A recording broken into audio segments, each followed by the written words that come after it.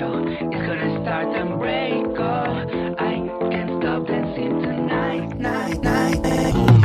Oh, Frack, here we go again. Talking about the 90s, 2000s for the win. You already know nostalgia is my kin. Now listen up and tune in. We can't stop dancing tonight, night, night. Yeah, We don't stop dancing tonight, night, night. you already know. The Frack and Friends Show. Who? The Frack and Friends Show. All right, let's get to the show. Hey guys, welcome to the Frack and Friends Show. This is episode 33. We are back with a blast. I got my co-host Denise. What is up? Hey, my dude, how you doing? Doing good. It's been extremely busy. Things have been okay. Bringing my dog to the vet today because she's starting to have symptoms again after a month. Oh no! Yeah, but what are you doing and how have you been? I am doing good, man. I just started working full time at my brewery, so been a little busy, been a little more busy than I have been, but loving it, man. Loving every bit of it, and glad that I finally get to see you, man. I feel like it's been forever since we last talked. I know you missed last week's and it broke my heart, but I know we all got things going on and it's okay. You know, like I said, whenever you're not available, I'll man the ship. I appreciate you holding down the fort, my friend. I appreciate you holding down the fort. Yes, I'm super excited for this week's show, though. I'm glad to be back, and let's get to it, man. Let's get to it. So, do you want to introduce this guest for us? Oh my gosh, let's do it. The very funny Marcus, y'all. Come on in. Bring him in. Hello, I am Mark, the very funny Marcus. Like the Wizard very of Oz, funny, all-knowing and powerful Marcus. Wizard galore Marcus. That's right. Yo. That's right. What is up, man? I'm on Welcome a to the first show. name basis with everyone. Hey, It's Eminem. Marcus Monroe. How you doing? Happy to be on the Frack and Friends Show. Denise, it's great to see you. Frack. Thanks, buddy. Yeah, let's. I don't know. That was like a '90s, like a LEG. Yeah, the dude talk about throwing it back, man. Maybe 2000s, not 90s. He was more 2000s. I guess, especially in the United States. Maybe 90s if we were living across the pond. Man, that's crazy, man. I feel like before memes, it was always just us yelling Chappelle Show stuff and Borat stuff at each other. Just very nice, very nice. Very nice. I love it. I still sometimes say like, "Oh, this is my life." Like, it never gets old to the person saying it. To everyone listening, they're like, "You hack, you're an idiot. You suck." That's when the blues start coming in. Right? Yeah. So Marcus, man, first of all, welcome to the show. It's an absolute pleasure having you, man. And thank you very much. Kind of discovered you on Instagram by some people who said, you gotta watch this guy's clips. That's so nice. Thank you. AKA he's a huge boy band fan. And I said, ridiculous. I said, hold on, let me go ahead and send him a message, Yeah, thank you. Yeah, I love boy bands too, man. It's just like, I'm a stan for them. I think they're great. It's fun. They just put me in a good mood, and I like the music. It slaps. I like the music, the melodies. I like a 5-part harmony. Is there anything better? I like the outfits. I like the whole thing. I'm a sucker. Now, here's the thing. Usually, advertising doesn't work on me. Like, sure. I've never smoked a cigarette in my entire life. I don't drink coffee just because I don't think I'd like it. But whoever is marketing these boy bands is like, what? I think they must know my search history or something, because they are nailing it. Yeah, they're doing great. They're 100%, man. Yeah, there was this band called Why Don't We, and for a while they were stuffing their pants into their socks and then rolling their socks up, and I was like, this is awesome. They just got off a messenger bike, and they're singing boy band songs. That's crazy, man. Yeah, I loved it. So I'm like, this is their. It's not like that I love them. It's just I do, but I just can't escape it. And everything I like, they're doing perfectly. Literally And there's perfectly. drama. They like some of them leave the group and just decide to come back, and then some of them go solo. It's like it is a ride, but they usually always find themselves coming back. Like look at Take That. Like they came back and back and back and back. Definitely. So, yeah, it's just fun. It's and now we're at that age because like I'm in my 30s where like the boy bands I loved in the early 90s and 2000s are a little bit more accessible, like as people, and that's great too because then you're just like rubbing shoulders with the people you used to idolize and worship or still do, So it's pretty cool. It's pretty crazy, man. I definitely know about. I mean, rubbing shoulders or being around them more often than especially when I was a kid. I always tell people when I was a kid, I never would have dreamed I'd ever meet the Backstreet Boys or the O-Town and even the Townies. Their fans, would know my name and and just like invite me to backstage or different places like that. When I was a kid, I mean, I was like, okay, I love these songs. I used to sing and dance, do all the synchronization dancing, and you nerd. Hey, dude, I still do. I could do every single Backstreet Boy dance, the OGs, and every single tour, every single dance they've done. Like seriously, man, even to this day. Cool. NSYNC, I kind of gave up as a kid because I was like, even as a kid, I was like, I can't breathe. Like their dancing was hard. Like I had the Darren's dance grooves. I'm sure you did too. Wow. Did you had it too? Darren's dance moves. Oh my god. Darren's dance grooves. That's when they teach you, man. And it's like he broke it down. It's like he had one dance. He's like, "This is just something I made for the DVD," and it wasn't even a dance that he had choreographed or anyone. He's like, "Little something, something, 5, 6, 7, 8." And I would always move out the couch and the chair in my like childhood like living room, put on the DVD, and like, guys, don't bother me. I'm doing Darren's dance grooves. I try my best to do all the dances, but I'm more of a freestyler. Like, don't get anyone to do pop and lock. I'll decide when I want to pop and lock. Oh man, that's amazing, man. Yeah, so I can never really like I know like the gist of it. Yeah. Like I can do like I'd say like 70% of it's gonna be me and the bye dance. But everything else like it's hard. It's not pretty. A little bit of Marcus freestyling in there too. I know like where the moves are. I just don't know where they go in order. Man, you just gotta keep watching. There's some of this. Oh yeah. There you go. I just don't know where they go. There you go, Frack. Yeah. For a podcast. Bro, like we should just like do a dance number for people like right now, Exactly. Man, look, first of all, I want to introduce you because we want to come back to the boy bands. We want to come back to the 90s and 2000s, but I want to introduce you to people who don't know you or who do know you and they don't really know your story because, growing up, I want to start with you. I want to start with like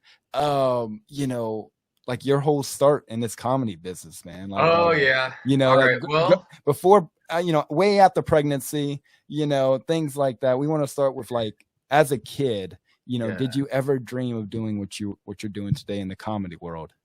I feel like as a kid, like my parents almost like groomed me to become a performer, or like not like groomed in a bad way, but they like were very supportive and encouraging. Yeah. And would do anything that they could to find like what would make me happy, which was like the best they could have done. Yeah. I was in theater. I was in acting classes. My dad, when I was like 7 years old, bought me like a microphone, like a toy microphone, so I could practice my jokes. I would get like magic kits and juggling kits, and I would learn anything that had to do with performance. I just did it. Like I was taking hip hop dance classes at the Jewish Community Center. Not even Jewish. Come on. I'm definitely not hip hop, but they let me in. I took a tap dance class. Like I was trying to just figure it out. The one thing I couldn't do was sing. and I really Come wanted on. to sing because I wanted to be a pop star in a boy band. Like that was legit numero uno Me on too. my list of things to be. Like even so much that in high school it was like most likely person to be a pop star was everyone wrote Marcus because they knew I wanted to be, but they didn't know I couldn't sing or I couldn't do it. Can't do it. And In another life, Marcus. In another life, buddy. Hopefully. So what happened? Well, or we could have a man band, Denise. We could have some like 30, 40-year-olds. I am totally here for that. We can do it. We can 100% do it. We can make this happen right now. But because I couldn't sing, but I could like talk in kind of a low voice. I thought maybe I could be like a Lance Bass kind of guy and just be like kind of like talk the words when other like in the melody like the bass. Yeah, like no bass. Hey, baby. I don't even know if it's that. I don't even know if my voice is that low. I want to be a fool for a you. little. Hey baby, we're at the freaking Frack and Friends podcast. And then because I could just do that. I don't really have to know how to sing. Yeah. But then I heard Lance sing solo, and I'm like, oh, yeah, he can actually sing. Pretty good. Definitely. Like it's always shocking.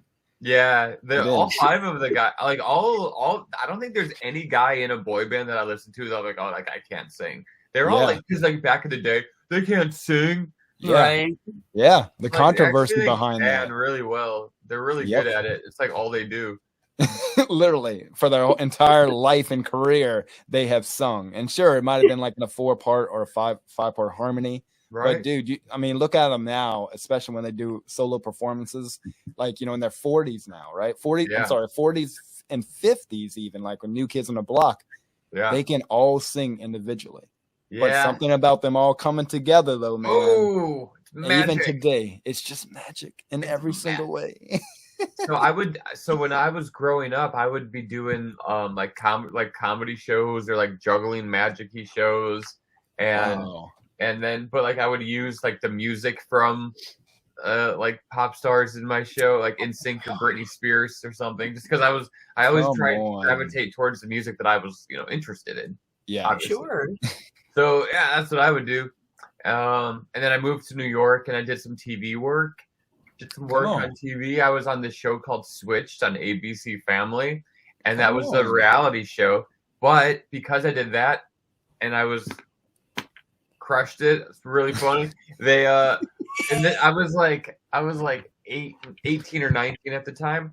I was 19 when I did Switched, and then a year after that, I was cast as the host of the show on Discovery Kids for like Saturday morning on NBC. Come on, man. It was a show called Mad Science, and they only played one episode, and then they never shot anything else. But they did play it. Yeah. And so I was the host of that show. We went out to LA and we filmed it. And then so when I was a freshman in college, I left in the first month for a week. Did not make a good first impression. But I was like, hey, I booked a show. I'm gonna go film a show.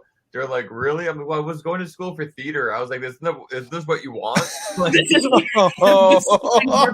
You're gonna miss it. I'm gonna miss what? To learn how to do what I'm doing next week, maybe.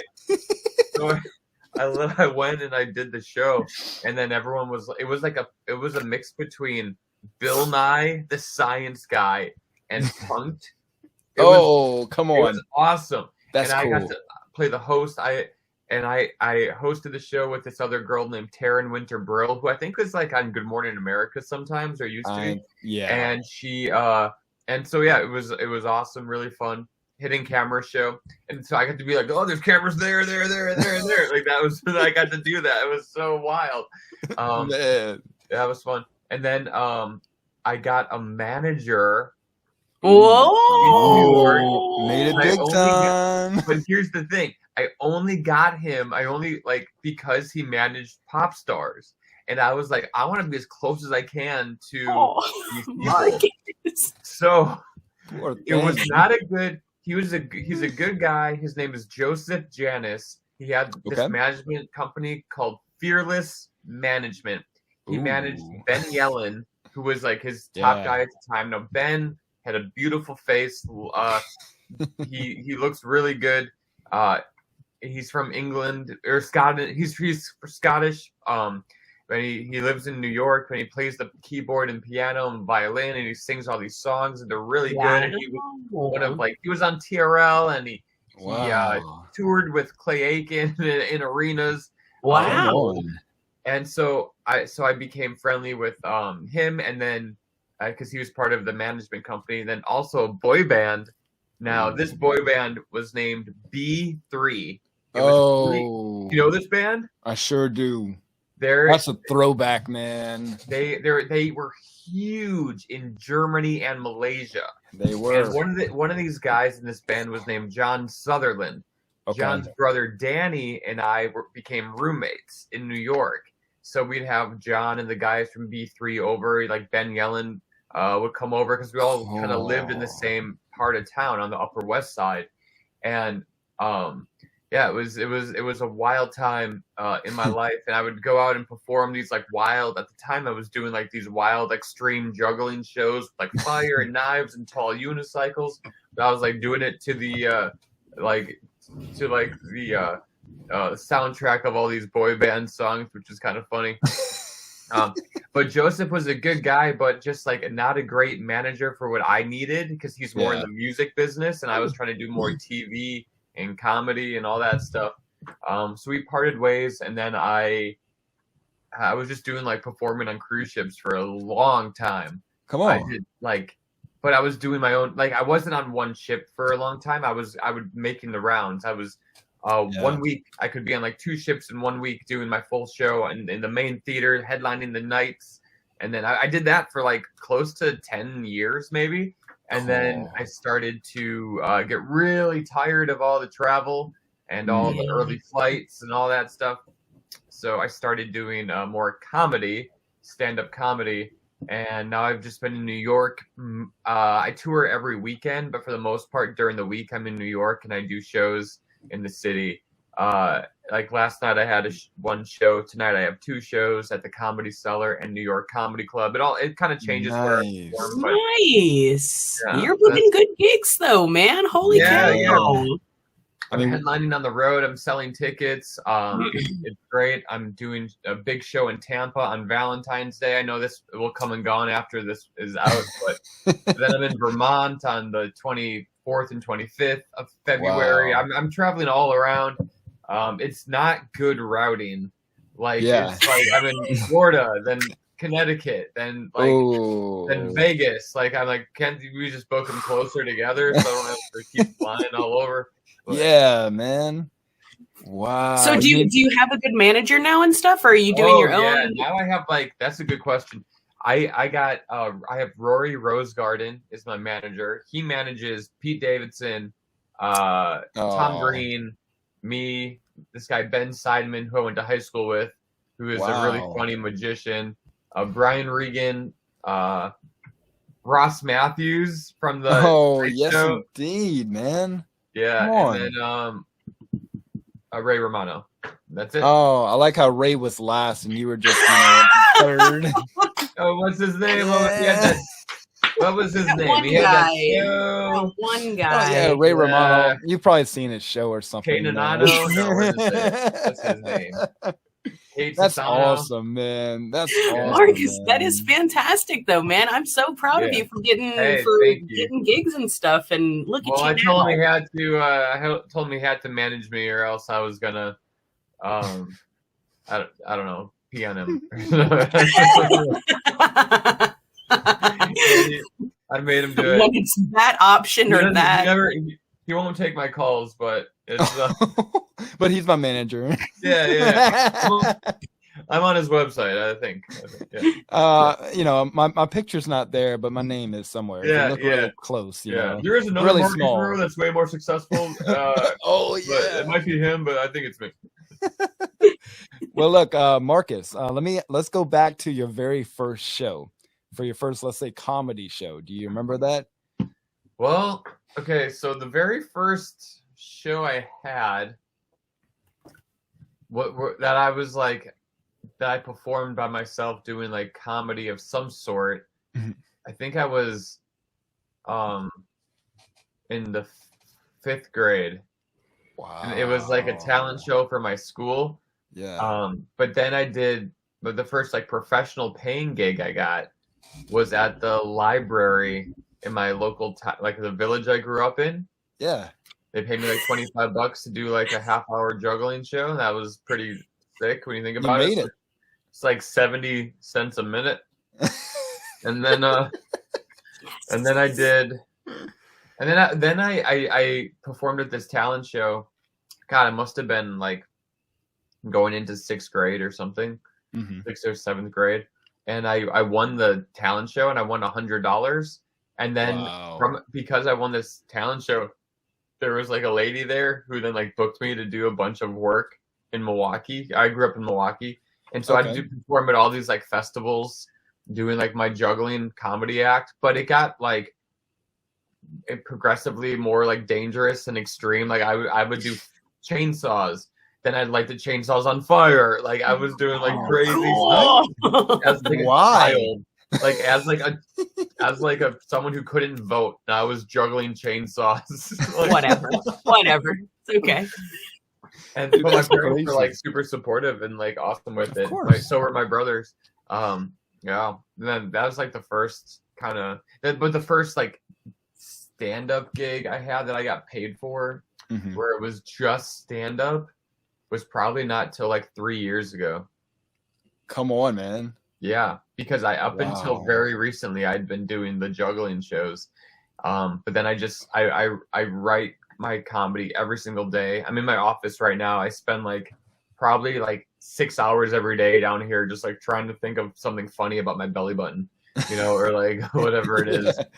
Endless possibilities with that one. Endless possibilities. Yeah, I never thought about the belly button being so comical. You gotta just think of things. You want topics that haven't been like that still have some meat on the bone, right? Like everyone's done even though I think I have the best, everyone's done like the airplane jokes and all that. Yeah. Man. So would you say you are where you kind of want to be now in your career? I mean, you did kind of the performing, with juggling and stuff, but now you're kind of, like you said, writing your own stuff and kind of being your own manager, but not really. But I think I don't think I'm happy. I'm happy where I'm headed. Sure. Like, I'm enjoying the journey. I'm enjoying the process, but I have my sights on like bigger, venues, bigger picture. I want to sell at theaters instead of clubs. I want to grow that way. And I'm kind of also one of these people who's like very hungry all the time. Like I'm never fully satisfied with like, I could have a great set, and everyone a standing ovation, blah, blah, blah. But I could be like, oh no, I didn't like the way I did this or that. I need to change it. Like I'm never fully satisfied. That's good.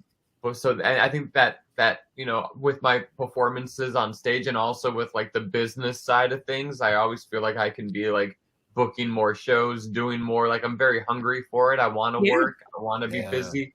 So that so that I am doing a lot of my own booking now, but I do have like 3 agents that work with me too. Are they official?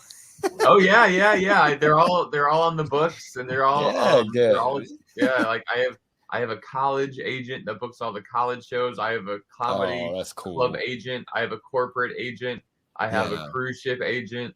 It's all, they all have different like pockets that they're allowed to like book in. That's awesome, man.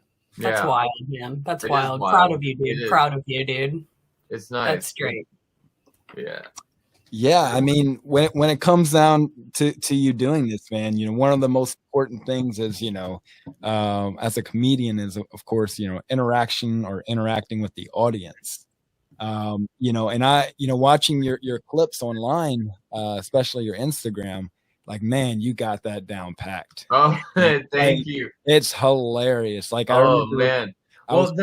I appreciate you saying that, man. A part of it is like being in New York and doing crowd work in New York. There's so many weird people. Like yesterday in the show.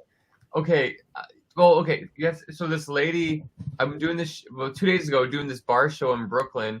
some lady in the front row just like walked up right to the stage, like right to like where I was standing, and I was terrified. I was like, oh, why is she doing this? Like, and I'm not like a strong guy. Like, I don't, like, if you see me naked, I look like a salamander with pubic hair. Like, you know, like, there's no definition.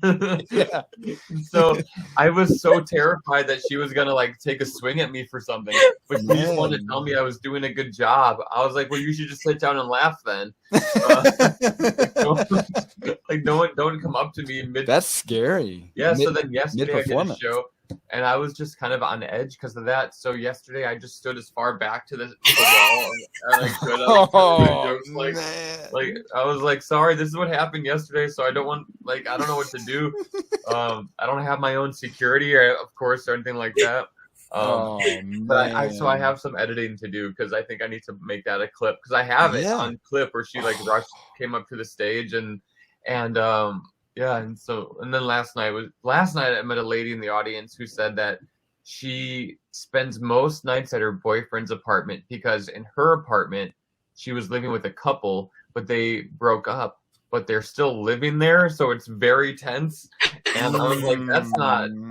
She's like, they're gonna make it work. I'm like, no, they're not. Right. Love that for her. Yeah. I was like, look, I know rent's expensive in New York, but like, you can't just like, you gotta find something else. You gotta move on, man. They're like, yeah, they go on dates, and sometimes those dates aren't successful. They just come home and they have each other. I'm like, that's so sad. Like, that's a polyamorous relationship, like whatever they want to call it, but. Definitely weird right there. Horrible, man. It's weird. Yeah, I mean, I once met a lady in the crowd who said she designed. She was a fashion designer. That's what she said. And then I got more information out of her. It turns out she designs Christmas sweaters. That's a fashion, dang it. That's a fashion. No, I'm not hating, but like, I'm a fashion designer. I am a designer of fashion. I'm like, oh yeah, what do you design? The sweaters. I'm like, oh yeah, you design sweaters? Yeah. The Christmas sweater. I'm like, oh, Christmas sweaters. You're responsible for gluing bells onto sweaters. So weird. It's wow. So weird. Man, I mean, I watched a clip the other day of you talking to the guy who said he was an actor.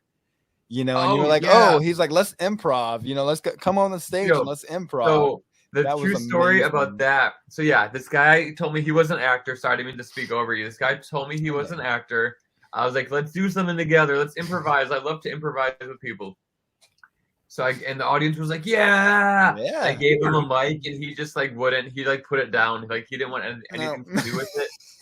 And I was like, well, there's a big casting director here. I said that as a joke, but in actuality, my manager was there that night, and he was like, he has like Emmys from he was like the executive producer on Everybody Loves Raymond and everything. Like he knows people, and oh man, he was just could have been his shot right there. That guy really did something great. It could have been magical. I was like, I know. That's crazy, man. I mean, he could have been the next Raymond. Well, I'm hoping to get that slot somehow. If my manager then signed that guy from crowd work, I would be so upset. I've been doing all of this work. I know. Oh man. Brutal. But that's how the business works. Like, I wouldn't be surprised if that really happened one day. Like, someone gets. You said you mentioned you lived in New York. Do you ever get like intimidated being in that New York scene? I know it's not cutthroat, but I mean, yeah, it can be fairly competitive. I don't really do you just try not to think about it basically and like kind of just do your own thing? So with comedy, it's like you just have to be funny, and if you're funny, people will notice. So if you're nice, respectful, professional, and funny, you're on time, you're nice, you know, and you should be okay. You should be good. If you're getting a good response from the audience, that's all you need to worry about, because stage time is very competitive. But I do feel like the New York comedians, at least the people I hang out with, are a very supportive group. And that's good. Sure, there's some drama in there, but I don't really participate in any of that. I've always kind of just done my own thing. I don't have like a clique there that I'm just like hanging out with all the time. I kind of like bounce around different cliques, different groups, because I was always like that. Even in high school and college, I was never just like, these are my friends and we're gonna just stay together forever. I was always kind of like a free spirit, kind of bouncing around, and I like that. I prefer that. Just I can just kind of do whatever I want there. But it's very nice to be in a community of people, especially in New York, doing comedy. And sometimes I'm just like, guys, let's just stop for a second and think about what we're doing, like how crazy we're bouncing around, we're running to different like dirty clubs and basements in the city, we're getting paid in cash, we're doing drugs, we're having a great time. Like, bro, you gotta remember this. Like this is I like, you know, sometimes I'm like like I say stuff like that and people are like, okay, we're good. Like, we've been good, dude. Like what? Yeah. They've come to their senses. Yeah. But sometimes I do still get starstruck. Like yesterday I was at the Comedy Cellar and I had just finished my spot and I went downstairs to see who else was on, and then Chris Rock was just standing there. Wow. And everyone just erupts, ladies and gentlemen, Chris Rock. I was like, oh my God, because no one knew he was going to be there. And then that's what's great about New York is that you can go to those clubs and people will randomly be there sometimes, like just to do a set like that, and it's incredible. I'm sure the feeling is nuts. Oh, it's incredible. I did a show with Chappelle because we were on this. I was booked on this night, and he's like, "Hey, I'm going to do a spot before your spot." And he didn't tell me that. He just does it. I was like, did it. But I got to meet him. And Come then on. I got to follow Chappelle, so that was pretty fun. Ooh, so cool, man. That's so amazing, cool. man. Yeah, it's cool. Pretty fun.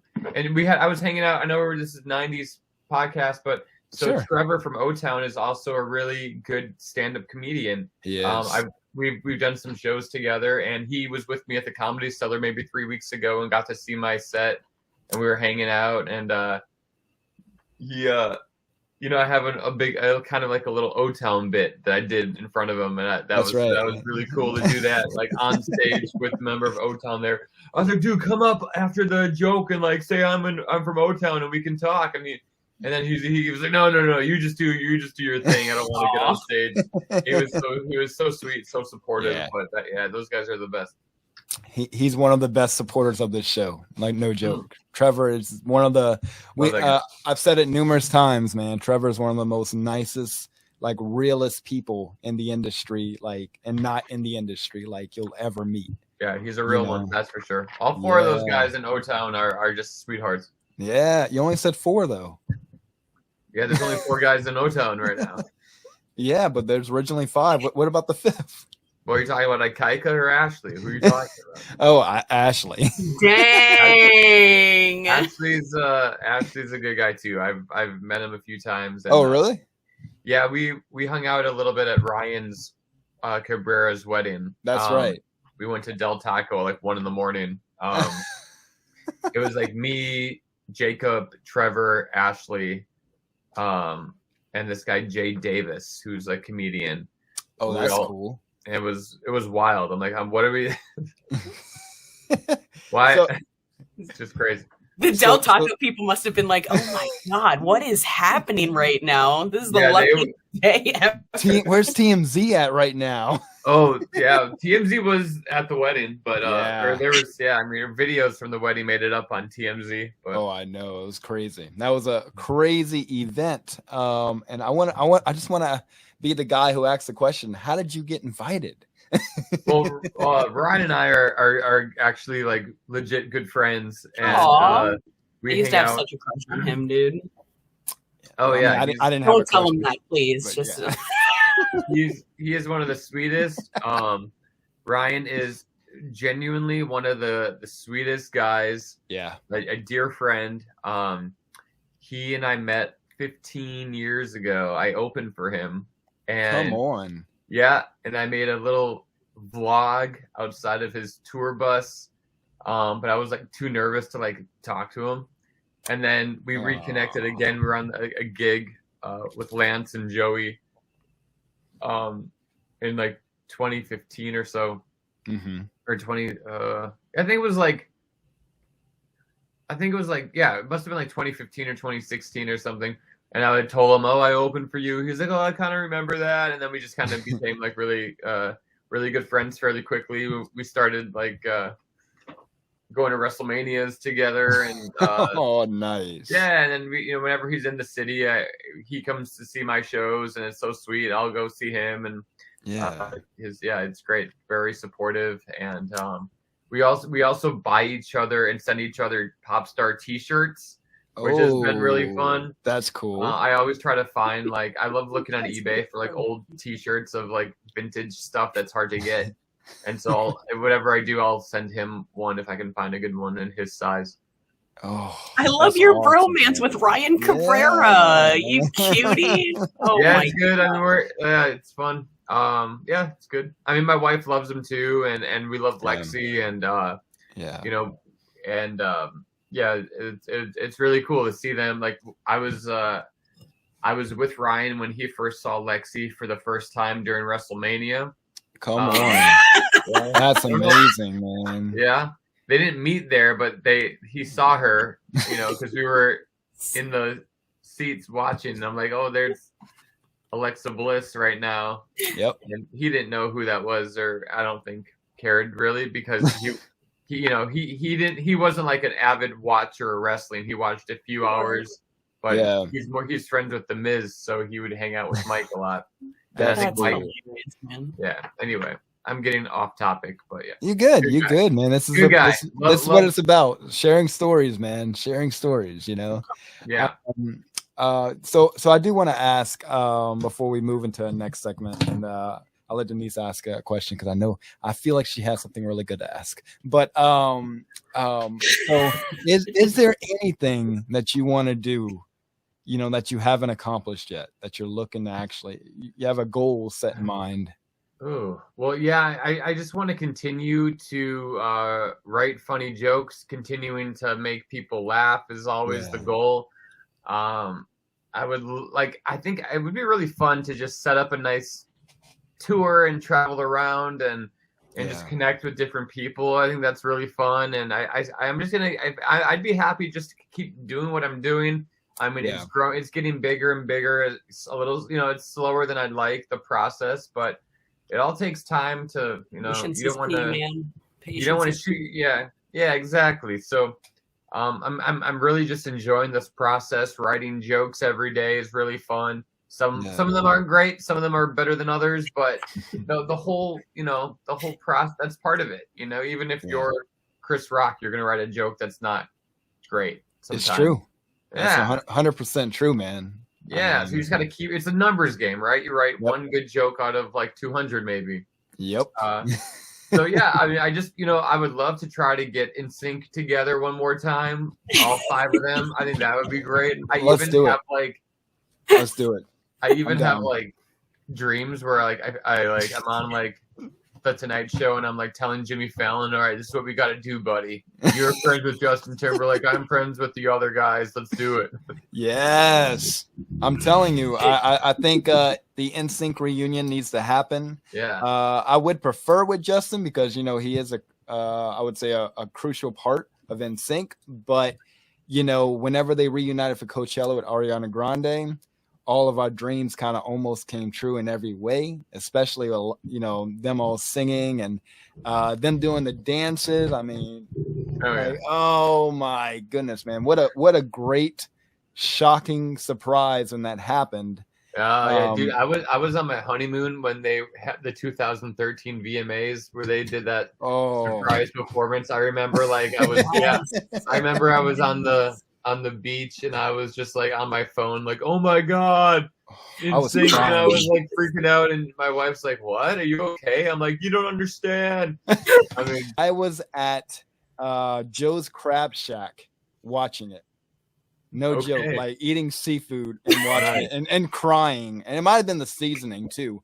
But I was like, oh my goodness, it's happening. It's going to be like a 20-minute performance. Super bummed out. It wasn't. It was like 4 minutes. But, and again, that was, like you said, 2013, man. Like, that was 10 years ago now. Yeah. Oh, You know? Wow. That's true. Yeah. That's Oh, dang. crazy. Been married 10 years. Let's go. Hey, let's go, hey. man. Congratulations. 10 years in August. August 10th. Yeah, so I don't even know where I was when it happened because I was like on my honeymoon, but I didn't see it till the next day. Oh man, I had my phone turned off and I was like just not enjoying. I was kind of off the grid on the honeymoon. Sure. You were enjoying life, Marcus. You missed it. You missed it at least once. It's like, sorry, man. I've heard it's been fun. Oh man, Denise, where were you when this reunion I happened? definitely remember this reunion happening. I try and watch the VMAs almost every year, even though, especially now, I'm not really too much into the music like that. But back then, it was definitely still popping, and I definitely remember screaming when that happened, like an audible scream when that happened. I was like, "Oh my God, things are happening right now." Reunions about, and then like it never did, but that's okay. That's all right. Marcus is going to hold that down for us. That's right. That's right. For 10 years now, you know, actually, I'm sorry. Even 24 hours ago, literally, Lance, they had an article on TMZ saying a reunion could happen and needs to happen. But I'm like, stop teasing us because it's just breaking our hearts even more. So Marcus, I noticed that you have an NSYNC shirt on. Is NSYNC your go-to boy band? I know that's a difficult question. I don't even want to ask Frack because I feel like there's 10 different possibilities out there. I'll say this. If I'm like, hey, put on some boy band music, you can. I will never change it if you put on NSYNC. Okay. But sometimes I'm not in the mood for Backstreet Boys. Sometimes I'm not in the mood for like One Direction. Sometimes I'm not in the mood for Westlife. Yeah. Sometimes I'm not in the mood for for Five. Sometimes I'm not in the mood for Blue. Sometimes I'm not in the mood for the Jonas Brothers. But I'm always in the mood for NSYNC. So you can put NSYNC on any time, and I'm not going to be like, oh, I don't like this. Change it. Yeah. So I'll say that because that's but like it's hard to pick favorites. Like NSYNC for me is my numero uno, but I will say last year on my Spotify Wrapped, it was Backstreet Boys' #1 because that DNA album was so good, and I did see that tour twice. I actually went with Trevor and at the Hollywood Bowl. You saw it 4 times? I did. Yeah. Oh, I would love to. I went with Trevor once in Hollywood, and then I went with my friend Colt Cabana, who's a professional wrestler. That's cool. We went to the show in Wisconsin, in Milwaukee. It was a wild. Loved it. It was incredible. Yeah. In every way. I just want to say, I think it really makes me happy that I've known so many grown men that love bands. And I'm not saying that like there's any stigma. Well, I feel like there was such a stigma back in the day about liking boy bands. Did you guys both get picked on at all for liking boy bands when you guys were kind of in the teen years? You can go first, Marcus, because I can tell you I surely did. Oh, yeah, there was probably some people poking fun or thinking it was stupid or gay to like boy bands. Yeah. But like it's more gay to, I mean, look, like I was hoping you were going to keep on going with that one. It's more gay not to like boy bands because there's 5 guys singing about how much they love girls.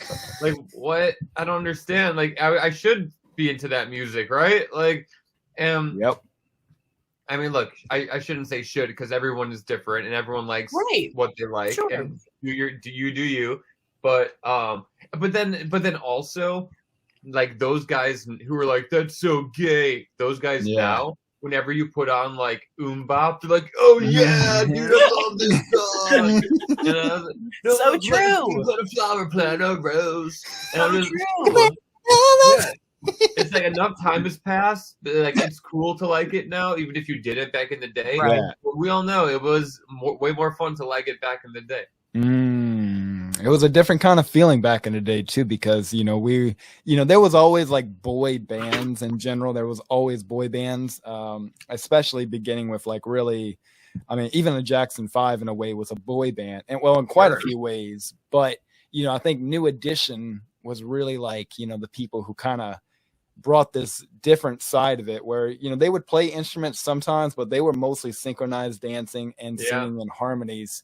And but like growing up for me, I'm gonna just be honest with y'all, like I was bullied to the teeth, like nonstop over my love, because seriously I was always like, everybody used to say, oh, I was gonna be gay because I love boy bands, but like I'm with a woman for like 7 years now, but not that there's anything being back then, even not that there was anything wrong being gay, right? But like I knew who I was as a person, and it's like when you say, oh well, you don't like spaghetti and meatball, like like there's something wrong with you. And the same sense with like music, like I was literally like bullied so terribly as a child, and it continued throughout my teen years, because I never ever left the boy band phase. I'm 30 years old and still never left the boy band phase. Like I still love my boy bands. I still listen to every new boy band that comes out. Does it resonate with me the way Backstreet, NSYNC, O-Town, New Kids, everything? It doesn't resonate the same, but there are some pretty great boy bands. I mean, even BTS, I don't understand anything they're saying, but my goodness, you want to talk about talent. Like I recognize the talent. Yeah. I mean, and now they're taking a break, but like, I remember the first time I heard their song Dynamite, and I was like, oh my goodness, I don't know what's going on, but this synchronized dancing, this is the first time I ever heard of BTS, and BTS has been out for 10 years before this doing their thing. But Dynamite was the first time I saw the video, and I said, this is like Backstreet Boys on crack. Yeah, like those little guys can dance their hearts out. That is for sure. Yeah, they really elevated the bar. When it came to like dancing, that's why like there's some bands like One Direction, like, oh, we're just singing, we jump around. Yeah, I remember pulling down each other's pants on stage, and I'm just like, and I remember, I think it was Harry, it might have been Neil who had said like, we're a boy band, but we're not going to ever dance. Like whenever they would they just do this, like, like just make fun of the dancing. And I'm like, you kind of miss that part of it. I do, man. And, I mean, even recently, like just thinking about BTS and everything, like they bring back that scale that they define the definition of boy band in every way, because they do it all. And but like even like Joey, I interviewed Joey in person for a Comic-Con about a year ago now, and we were talking, and he said, when it comes down to the thought of dancing, because he'll do bye bye bye, and or it's gonna be me like at a club party or something, but he said the dancing part, like they like he said they're just so out of shape. I mean, for the most part, well, I think they still make it look cool though. Yeah, I think they could probably still do it. I hope it's just like built into their bodies. That's great. Yeah, definitely, man. What was your favorite boy band song? What is your probably favorite boy band song? I'm telling you to put this on the playlist right now. It's going to be the Nelly Girlfriend remix. Nice. That's incredible, man.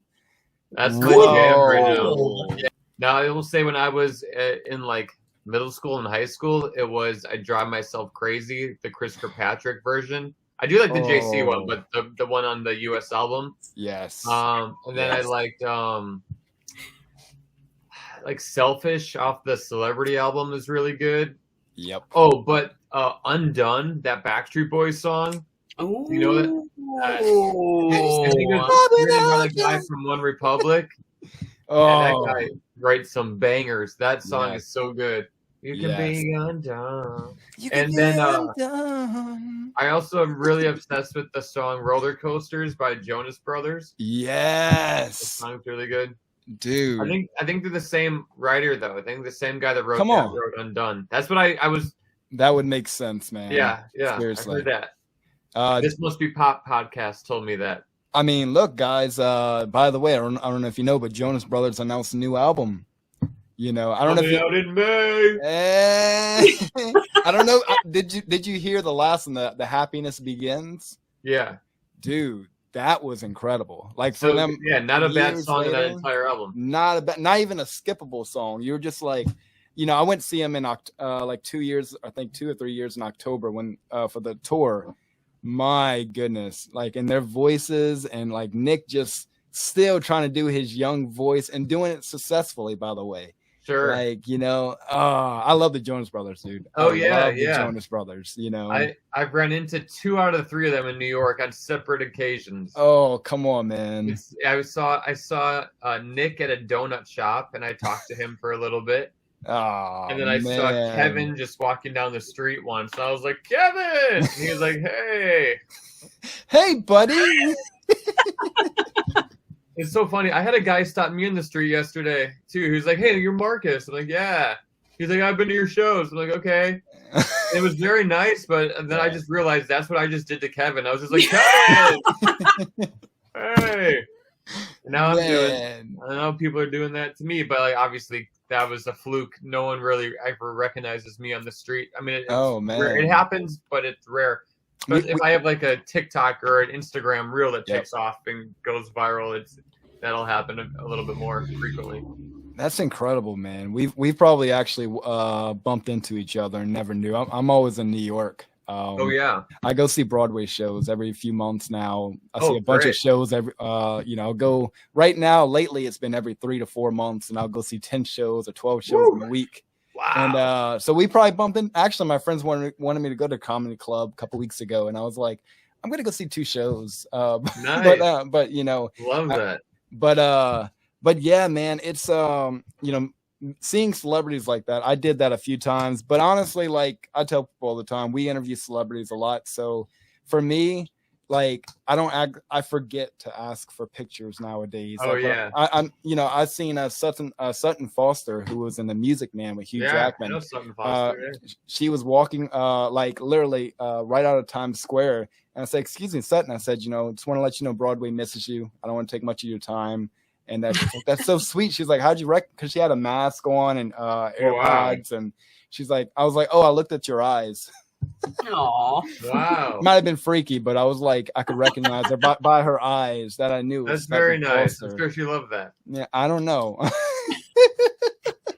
maybe. But yeah, so let's end this with like a little 90s, okay? I want you to kind of tell us your memories of living in the 90s. What do you remember? Or do you remember? Well, I remember it like I was so I never had MTV growing up as a kid. Wow. Like my parents didn't have cable. We just had like the basics. We had cable for like a year maybe, but then got disconnected or something because we were just like zombies to it. Like what? But I remember going on like spring break and we go to South Carolina and we would like have MTV. And so we put on like MTV Spring Break. Yeah. And that was kind of like wherever I think of like 90s like pop culture, I think of like that moment in time. Pauly Shore. You know, I remember O-Town came out saying Girl on MTV Spring Break once. That's right. It was just like, and then I remember like, you know, the Pop Odyssey tour where they're like, Carson Daly's interviewing NSYNC in the parking lot, and they're like talking about the new album. Like I think about those moments a lot. But you know, I just always remember going to the mall. You know, dating like high school girls, a lot of dry humping, a lot of it. Just being honest here. Going to McDonald's and Wendy's and the drive-through and hanging out with like my guys on the weekends and you know. Just all that stuff that I'm really glad there's not any record of. Yeah.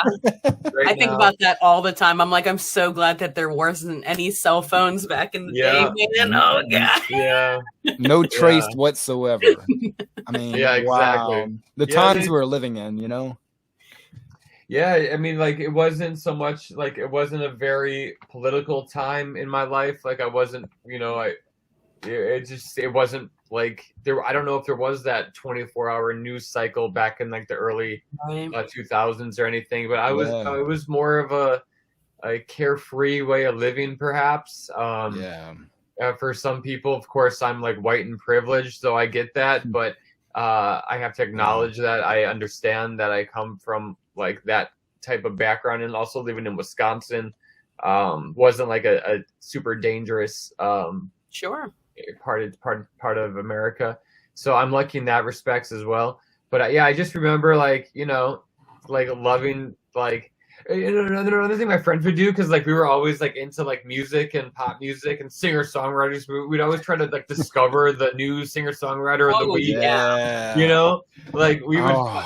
I'm trying to think of like, there's like this band called Feeling Left Out we would listen to, and Ari Hest, like all these like singers, like Dashboard Confessionals, like The Academy Is, like all these like emo bands, like because I had a big emo kick too, like I was like a Warped Tour kid. Come on, man, that's cool. Yeah, so that's kind of like Happy Meals, Tamagotchi, Furby. That's like what I remember the 90s. Everything. That makes me so happy, man. It sounds like you had a great childhood too, though. So good, yeah. Samesies for me though. I grew up in kind of Northern Virginia, so everything's kind of like a bubble there. But it was a super great bubble of diversity. Like I definitely had a lot of immigrant classmates and stuff. So that was really cool to have kind of like a melting pot of things. But I agree. Chilling at the Taco Bell with no money. And you would still get food somehow. And I would still get food. Absolutely. Yes. No. Did you guys ever go up to people and be like, "Excuse me, sir, do you have 65 cents?" like at Taco Bell? I know so many people who are, young. Right, this is why people think you're homeless. I never did that because my dad always gave me a credit card. Okay, he said, "Here, go get 6 tacos." I'm 4 years old, and he said, "Go get the tacos." You guys ever take like an old blanket and just stand around in a parking lot and ask for money? Like, wait, what? No, I've never done that. No. My friend, they were doing that. I wasn't part of that group. Oh no, that's my friends out there, but I'm in here buying tacos with a credit card.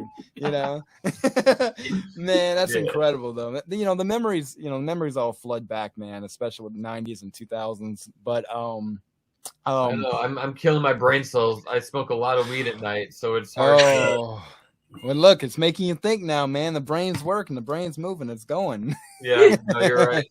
I hope so. It's legal, man. by the way. I'm not breaking the law. That's right, man. It's okay. No one's gonna come for you. Right.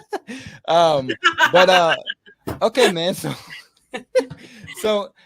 where can people find you, man? Tell us, Facebook, Instagram, Twitter. Yeah, my just search Marcus Monroe on Facebook, Instagram, TikTok, Twitter. MarcusMonroe.com is my website. I tour all the time, and so just you can add me on Instagram. I have a link tree, and you can click on that link tree, and there's a link you can put in your city, and then I'll tell you when I'm coming to your city. Nice. So I also have a number on there. You can text me, and it goes right to my phone. So we can. That's cool, man. Want to text me? We can text, and I text. I'm gonna have to do that. I text with my fans a lot, but I don't know. Cool. It's kind of so fun. Cute. That's respectful, man. Definitely. Yeah, so I try to be as accessible as I can be. Just holla at your boy. Holla at your boy. Marcus, thank you so much, man. If I ever go to New York, I will definitely be finding you. Come on out here. We'll have a good time. We'll if you're in Charlotte, please hit us up or hit me up as well. You got a place to stay over here. So love it. Thank you, Denise. Gotcha, buddy. Denise stayed in my extra room, but if you're ever by New Orleans or just want to come stay over whenever, dude, we got an extra room here. Go to New Orleans and venture out and bring you to the best of the best. And Denise can vouch for the best shrimp po' boys. You'll be full for days. I love it. It's dangerous, but thank you so much for joining us, Marcus. It's so cool to Thanks just kind of go down memory lane with you. And even though I tell people all the time, you can have 2 million or 20 million followers and not everybody knows who you are. So every platform that you come on, including ours, we can kind of introduce you to other people. And seriously appreciate you coming on, just saying. Oh, my pleasure. Thanks for having me. I hope it was good. Yeah, man, we're gonna have to do a part 2 in the future, man. Seriously. I'd be happy to do that. Because just one episode usually isn't enough, especially when you want to talk about memories. And we didn't even talk about your movies, like favorite movies, shows, so there's always a part 2. There's always, you're more than welcome to ever come back on here, man. Thank you very much. I love it. I'd love to do it again. All right, guys, this is the Frack and Friends Show. This is Mr. Marcus at the bottom. To my right is Denise, and I'm Frack. We'll see you guys next week. Y'all take care. The Frack and Friends Show is gonna start and break. I can't stop dancing tonight, Oh, Frack, here we go again. Talking about the 90s, 2000s for the win. You already know nostalgia's my kin. Now listen up and tune in. We can't stop dancing tonight, Yeah, we don't stop dancing tonight, you already know. The Frack and Friends Show. Who? The Frack and Friends Show. All right, let's get to the show.